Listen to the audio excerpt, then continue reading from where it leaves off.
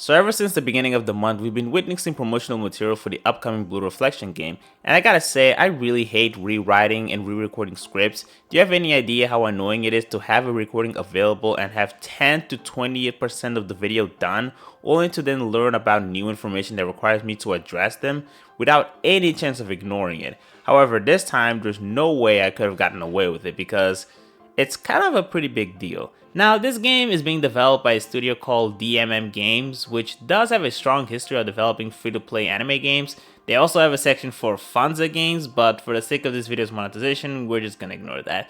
They have also published some full-price games like the Utawareru Mano series, and what I've come to conclude after looking into their catalog is that as far as the quality of the production, I don't expect this to be on the same level of what MiHoYo or even the Full Metal Alchemist gacha game achieve as far as having production quality that's on par with console anime games, which isn't that much of a strong bar to begin with.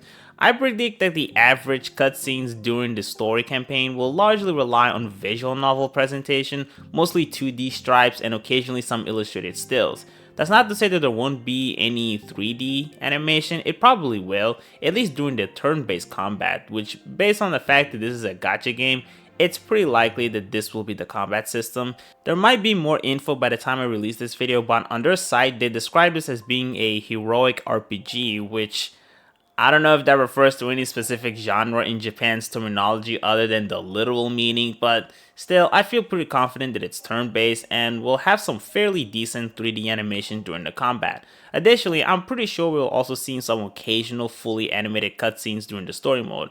I mean, even the trailer showed some examples of that, so even if it's not super frequent, it is something to expect on a few occasions, particularly during the important moments, especially because unlike some of DMM games, they can't rely on TV anime cutscenes because the Blue Reflection games never opted for those types of cutscenes except for the actual anime series, which isn't a game, it's just a TV show.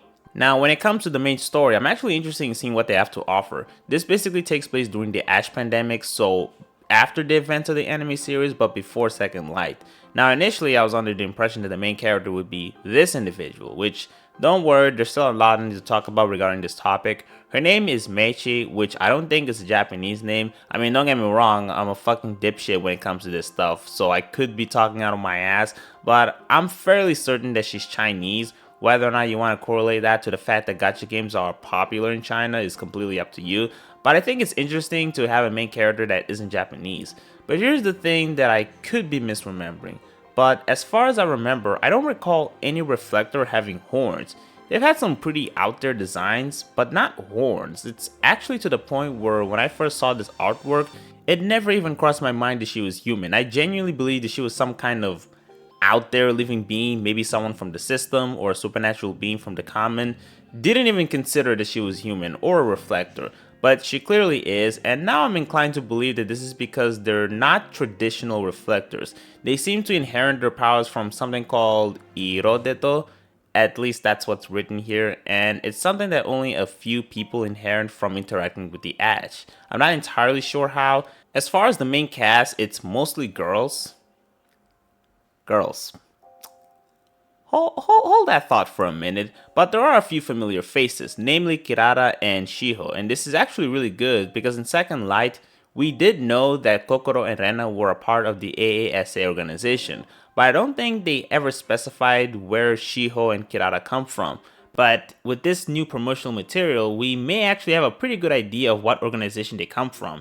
As in one of the promotional tweets, it says that Shiho was transferred to Hinomori Academy, and this seems to be the primary setting for the main cast, so I think this is the organization they come from, and what's really fucking cool is the fact that we could take quotes from Second Light and kind of give us an idea of what to expect. For example, Kirara describes that their group found the best solution to stop the Ash syndrome was to resurrect gods. Additionally, in one of the promotional materials, we saw this image of a big creature, and they don't seem to be regular demons from the past games, nor are they Sephira. They're called Testa, and apparently they're physical manifestations of the Ash, but it doesn't seem like normal people even perceive their existence.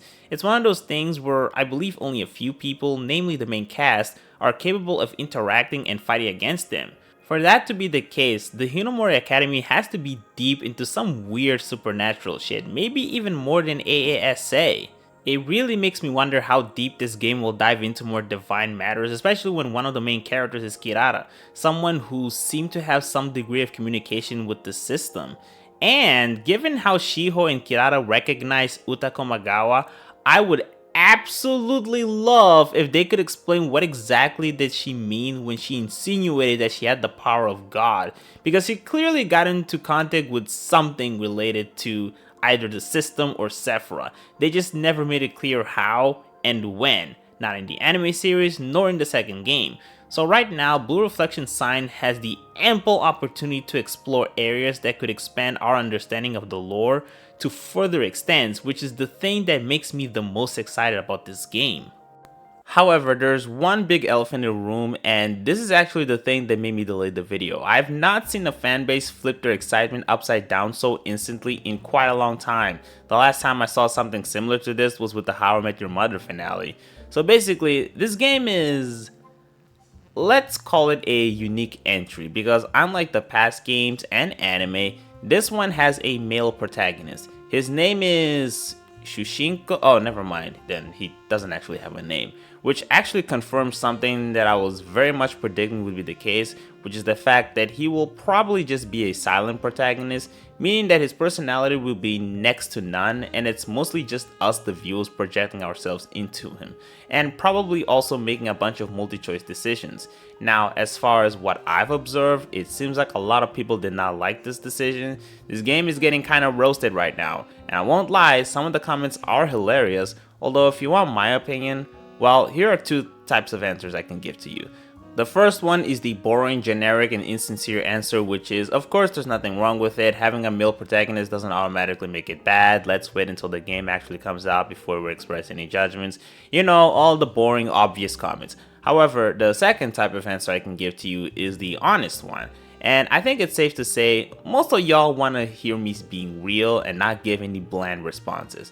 So as far as that angle, I will say that if I had to pick between not having a male protagonist and having one, I would rather the game not have it. From my perspective, Blue Reflection has always been an all-girls franchise, and to me, and I'm sure to a lot of people, that has always been the main appeal.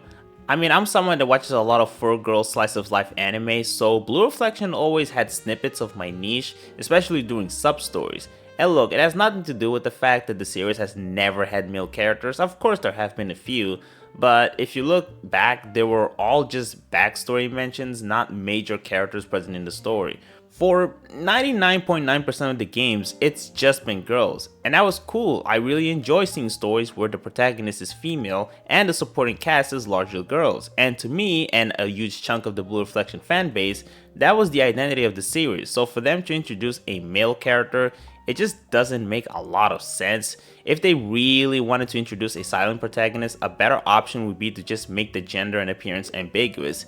That way the audience can project whatever the fuck they want. So from that perspective, I do feel sympathetic towards the disappointment and frustration that some people are feeling, but to be honest, I don't think this is that much of a big deal, because I think for the most part, the girls will play a bigger role in the action and general interactions. There's a reason for why Meichi is the one showing up in the covers and not this male protagonist. Honestly, I don't even imagine him being on the same level as the protagonist in the Attack on Titan 2 campaign, because even they had more direct involvement in the missions and relationships built with the characters, even if a lot of it was barely impactful to the canonicity of the story. In fact, I'm gonna bet that he probably doesn't even have any powers, though then again, with how fast information is spreading regarding the details of this game, I could very well be proven to be wrong by the time I publish this video, and there's no way I'm redoing all of it, so I'll take the public L if that happens. Now, with that said, I'm definitely not going to play this game, but it's not because of the male protagonist. First of all, once again, as of writing this script, I have no idea if this will have any Western release. So far, the promotional material has been largely Japanese, and I've heard nothing about expanding it to the overseas market.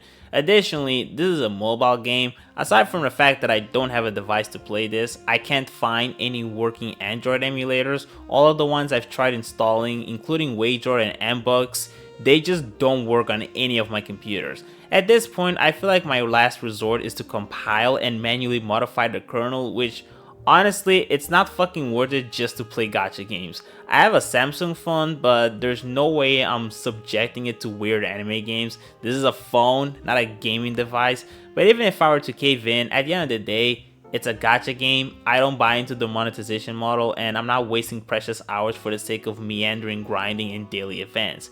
Instead, I'm gonna waste my precious time playing Idolmaster games that I recently bought.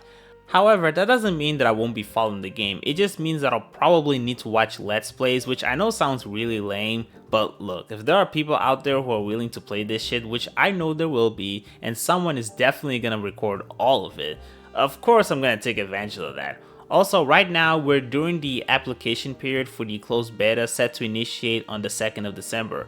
So if you're interested in applying, you have until the 24th of this month.